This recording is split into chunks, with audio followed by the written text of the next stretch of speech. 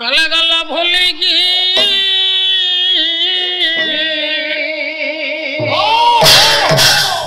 तोटा बाहर को प्रभु देवा को पड़िबा बोली की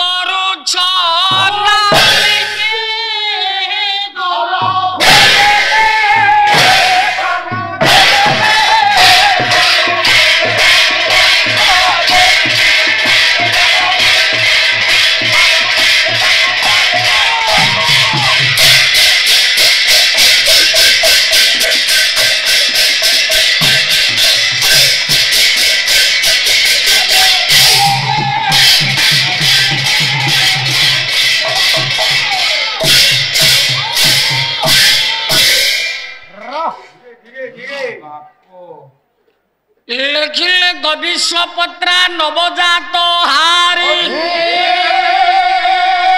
कुमारता तो शशि खंड मौली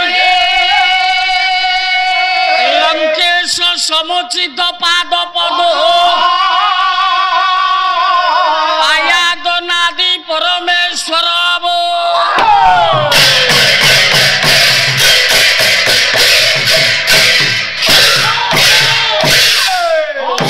ଆୟାଦି ନାଦ ପରମେଶ୍ୱର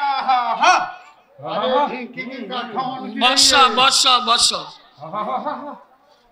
ତା ପାଖରେ ଗୋଟେ ସମ୍ମାନ ଲାଗିଛି ବୋଲି ଜାଣିପାରୁନି। ମାମୁ ବୋଲୋ ଏକର ସିଟ୍ ଏ ଗେର ସିଟି ମାନେ କୋନ ସିଟି ଟେକିକି ବସିବ ବସ ବସ ଓରେ ପୁଅ ମମରାଢିୟ ସମ୍ମାନୀୟ ସ୍ପଦ ଗୀତା ଭଗବତ ପ୍ରେମୀ ପାଲା ପ୍ରେମୀ ହରି ପିପାସୁ ମୋର ବରେଣ୍ୟ ପଣ୍ଡିତ ସଜନ କଦମ୍ବ ମହୋଦୟ ମାନେ ଆସମା ହଉ ମୋ ମାର ନାରାୟଣ କଲ୍ୟାଣ କରି ବୁଦ୍ଧି ବିଦ୍ୟା ପ୍ରଦାନ କରନ୍ତୁ ଆମ ବେଶୀ ଅଛି ଏଟା ମୋ ମା ମାନଙ୍କ ମାର ନାରାୟଣ କଲ୍ୟାଣ କରନ୍ତୁ ଭବିଷ୍ୟତ ଉଜ୍ଜଳ କରନ୍ତୁ ମାନ ଯଶ ସମ୍ମାନ ପ୍ରଦାନ କରନ୍ତୁ ବୋଲ ଆନନ୍ଦ କବା ଅୟ କାଶିଆ ଭାଇ ଆମର ଝିଅ ମାନେ ଯୋଉ ପୁଷ୍ପମାଲ୍ୟ ନେଇକି ଆସିଲେ ଏଥିରେ ଯୋଉ ନୋଟ ଟଙ୍ଗା ହଉ ମା ଆକୁ ଦେଖିକି ତମେ କଣ ମୁଣ୍ଡ ଟୁଙ୍ଗାରୁଛ ବଡ ଭାଇ ଗାୟିକାଙ୍କ ଗଳାରେ ଯଦି ଏ ପୁଷ୍ପମାଲ୍ୟଟି ପଡିବ ଗାୟିକା ଆମର ଦେବୀ ପରିକା ଦେଖାଯିବ ତମେ ବଡ ଭାଇ ଯୋଉ ମୁଣ୍ଡଟି ଟୁଙ୍ଗାରୁଛ ତମ ଗଳାରେ ଯଦି ଏ ପୁଷ୍ପମାଲ୍ୟଟି ପଡିବ